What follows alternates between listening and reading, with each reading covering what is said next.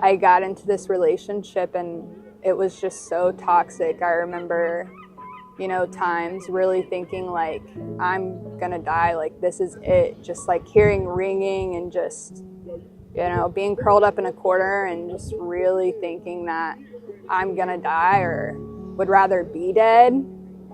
My name's Shelby. I'm 27 and I am from a small town in Alabama.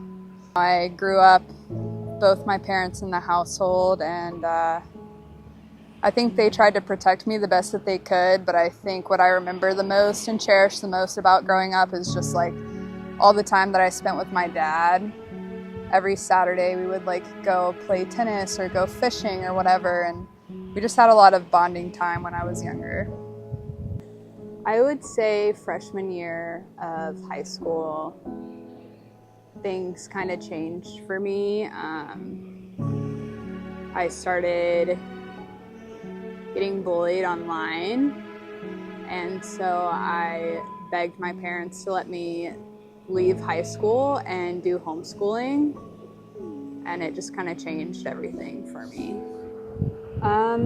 It was really upsetting, it only took me 3 days to leave my school after everything started. I isolated a lot and I began working a lot more as a young kid. I mean, I was 14, 15 years old, and I started hanging out with some older crowds, and I did my best with school for a little bit, but eventually I kind of left it unfinished, and I ended up not graduating high school with a diploma until I got sober. I started to hang out with people again, and my parents made me stick to my decision that I had made to leave school and finish out. So I was kind of bummed because I feel like I cheated myself out of a lot of experiences that normal teenagers have with going to school. I think younger I toyed around with a lot. I started smoking weed and drinking at middle school, and I always saw it as something fun to do. It wasn't really an escape from reality for me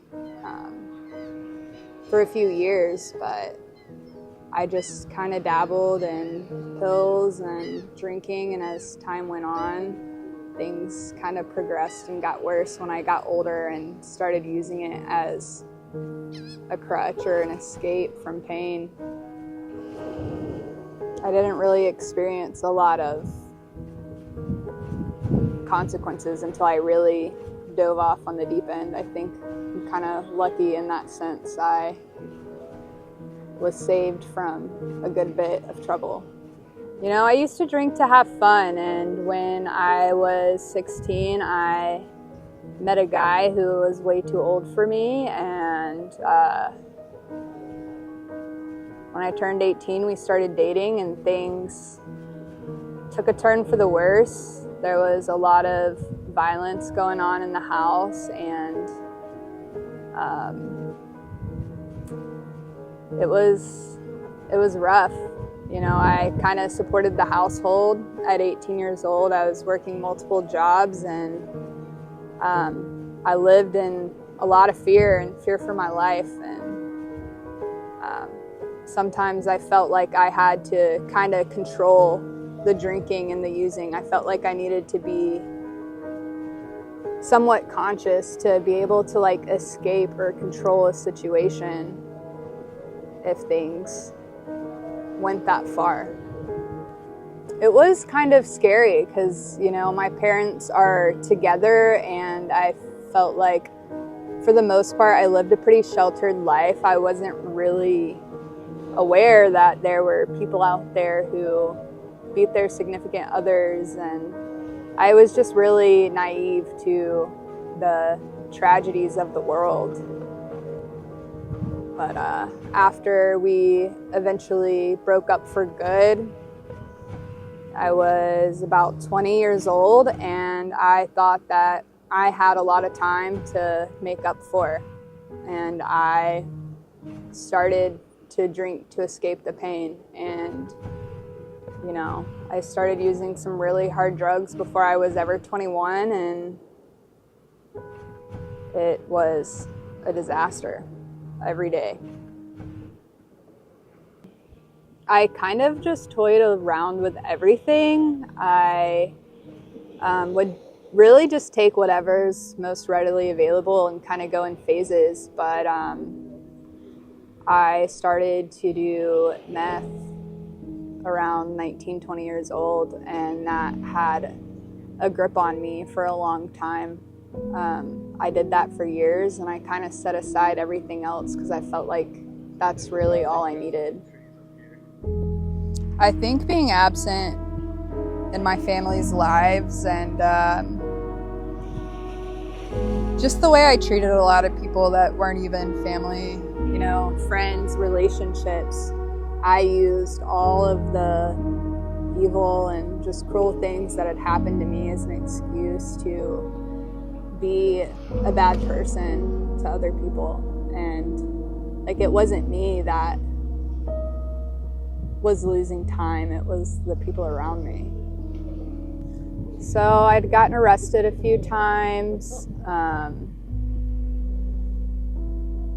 I got arrested for having a rolled up dollar bill in my car, and they really maximized that charge on me, and I got out of that pretty okay. But while I was still on probation, I got arrested for a DUI again, and I tried for a little while after getting in all this trouble to kind of get sober on my own and like stay home and not go out to the bars with friends, and I just couldn't do it. And every night that I wouldn't drink, I would have these like crazy flashback nightmares. And the only time that I didn't have nightmares was when I was blackout. I was bartending, and I had a friend from a few years prior reach out to me and ask if she could come stay with me because she had court back in my hometown, and she had actually moved here to find recovery herself. And I told her that she could stay at my place, and she might have been looking at some time, so I let her know like I would take her to court and like take her out for a nice lunch before, just in case. And you know, I couldn't keep my promise. We went to lunch, and I got drunk, and she ended up having to drive me back to my house and drive herself to court, and I Ubered off to another place to drink, and then I went to work. And I don't really remember that night, but I remember waking up the next day, and my friend asked me if I remembered what I had said to her or what I had done, and I said no. And she told me to get in the shower, and when I got out, like, my whole apartment was packed up, and she just kind of told me, like, you know, if you want to keep doing this, you can unpack all this stuff and go to work tonight and do the same thing, but if you are tired of this and you want a way out, you can get in the car and drive yourself to detox, and I'm going to follow you there.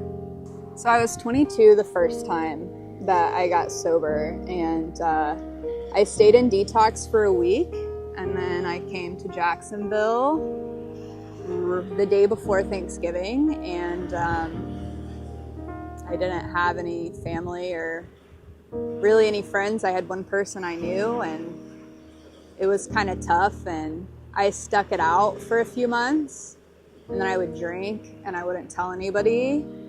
And then I would rack up another couple of months and start drinking again. And, you know, I might have stayed sober for maybe a year and a half before I really just started to closet drink closer and closer together. Like, it wasn't every couple of months here and there. It was starting to be every week. And I think that like thought of lost time kind of lingered around. You know, I touched on that earlier, and how I just amped up my using. And I think after a while of trying to stay sober, I just thought, you know, I'm young, I'm 23, 24 years old.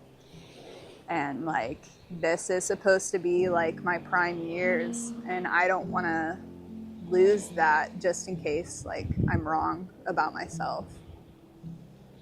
It felt bad, like it gave me so much anxiety. I just wanted to be open to the people in my life and just say like, I'm not an alcoholic and I'm not an addict, and like I can do this normally. But I didn't know how that would come off to everybody, because I guess deep down I knew it wasn't true. I had to face myself and be honest and give it an honest shot. It was really hard. I honestly, for the first like month or two, I still didn't know if this is what I wanted to do. I like toyed with the idea for a few months, but I just kept like showing up and just doing what I was supposed to do to stay sober. Like, I just wanted to, I guess, just keep doing the right things to see if eventually like my mind would change. And I think that I received a lot of love from other people that kind of made me realize that like I'm right where I'm supposed to be. You know, it took a while. Like I said, the first couple of months felt impossible. Like it was the end of my life. Things were not going right for me. I was, you know, rejected from school and work, and I just remember being so incredibly miserable. And as time went on, I started to realize that I needed to find some kind of forgiveness for myself and some other people in my past. And I didn't know how I was going to do that, because I don't know how you forgive some people for doing things to you that you would have never done to them. But I kind of had like a moment one night in the car. I was thinking about it on the way home of like, how am I going to find forgiveness? And this like shooting star like falls straight out of the sky, and I'm like, all right, like this is divine intervention. And I just thought of, you know, like the other people that will cross the paths of others, and that's kind of how I started to develop a sense of forgiveness for other people and just wishing them well for the other women who will come into that person's life, you know. Healing takes a lot of work.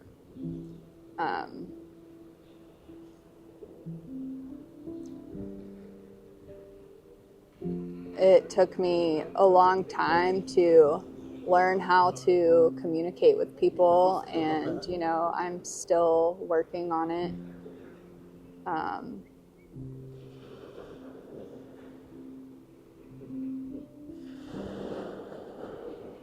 feel like I do a lot of meditation, and I think that I just over time have began to like love the person that I am today, and I feel like I'm kind of who I always wanted to be as that teenager who was getting high and drinking, and even a little into my adult years. Like, I wanted to be a good person so bad, but I just couldn't.